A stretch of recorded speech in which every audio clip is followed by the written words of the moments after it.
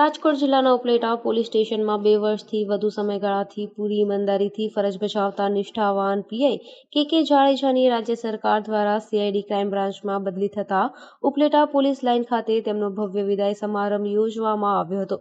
2 વર્ષથી પણ વધુ સમયગાળાથી ઉપલેટા શહેરમાં જાડેજા સાહેબ દ્વારા અનેક ક્રિમિનલ ગુનેગારોને અને આવારા તત્વોને જેલ હવાલે કરી ઉપલેટા શહેરમાં શાંતિમય વાતાવરણમાં રાખી ખૂબ લોકપ્રિયતા મેળવી છે। કોરોના કાળના સમયગાળામાં પણ તેમણે પોતાનો કે પોતાના પરિવારનો વિચાર કર્યા વગર રાત દિવસ જોયા વગર લોકોની વચ્ચે રહી પૂરી ઈમાનદારીથી ફરજ બજાવી છે।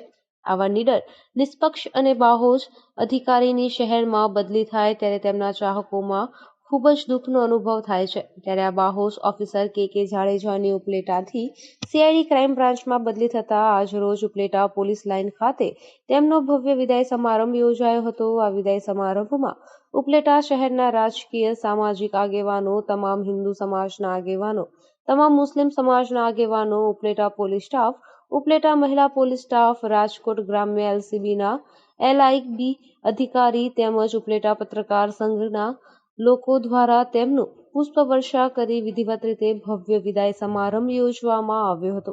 આજ રોજ ઉપલેટા પોલીસ સ્ટેશનમાં કે જાડેજા સાહેબની બદલી થતા ટ્રાન્સફર થતા તેનો વિદાય સમારંભ રાખવામાં આવેલ હતો। આ વિદાય સમારંભ ઉપલેટા પોલીસ લાઇનમાં રાખવામાં આવેલો હતો।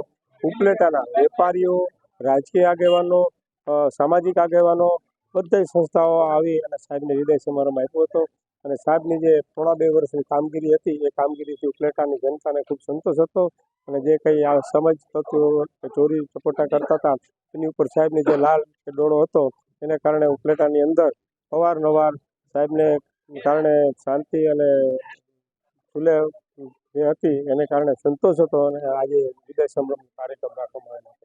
Bureau report, અર્શીભાઈ Ahir, Upleta.